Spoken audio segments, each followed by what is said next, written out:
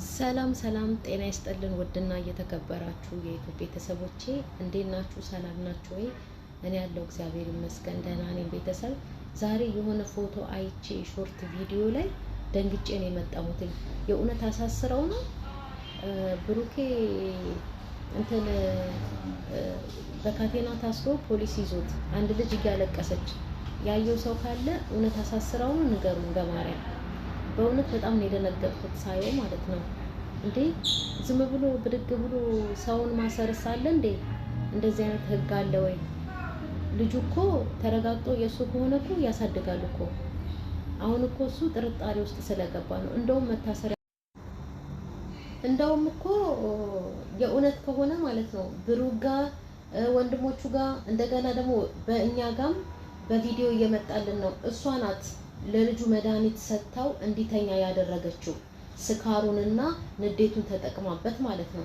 እንደውም መከሰስ ያለባት እኮ እሷ ናት። ብሩክ ነገሩን ለምን ችላ ብሎ ይሄን ነገር ሁሉ እየሰማ ዝም እንዳለም አላውቅም። የእውነቴን ነው። ይሄ ነገር እሱ ህይወት ላይ ጉዳት የሚያመጣበት መስሎት ከታየው ብሩክ እኮ ልጅቷን መክሰስ ይችል ነበር። ምክንያቱም እሷ ናት መድኃኒት ሰጥታ። እንግዲህ መቼም የኛ ሰው እኮ ታውቃላችሁ መቼም ከዘመድ በስተቀር ከስጋ በስተቀር ገበናን የሚደብቅ የለም ምንም ቢሆን ማለት ነው።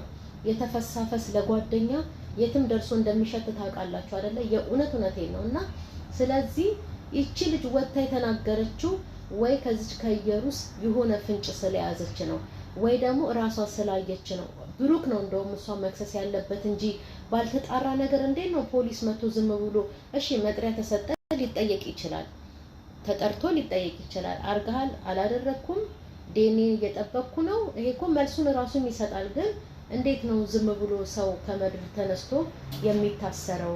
እኔ የእውነት ግራ ግብት ብሎኛል። በስማ ምን ሰይጣን ነገር ውስጥ እንደገባ እሱ ራሱ እኔ አላቅም። በእውነት ምን እዛ ነገር ውስጥ ወስዶ እንደከተተው እኔ ራሱ አላቅም። በእውነት እኔ የእውነት ይሄ ነገር እውነት ሆኖ እንደው ከመጣ መቼም ከሰው ስህተት አይጠፋም፣ ችግር የለውም። ግን ሳንናገር አናልፍ። እኔ ምንም በወደውም ባከብረውም ጥሩ ልጅ ነው። በእውነት ሳልናገረው አላልፍም።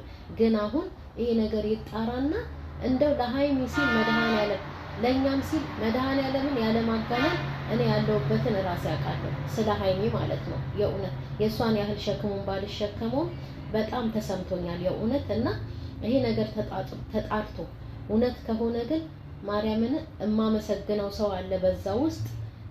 ብሩክንም ደግሞ እንናገረዋለን እንጂ ዝም ብለን እንፋታውም እንደዚህ እንትን ብሎን። ግን ውሸት ይሁን መድኃኔዓለም ውሸት ያርገው። ግን ህግ ዝም ብሎ ነው እንዴ ሰውን ካቴና ምን ብርቅ ነው እንዴ? ኢትዮጵያ ብድግ አድርጎ እስር አድርጎ ሰውን እስር ቤት ማስገባት ምንድነው? እንደዚህ ያለ እንዴ?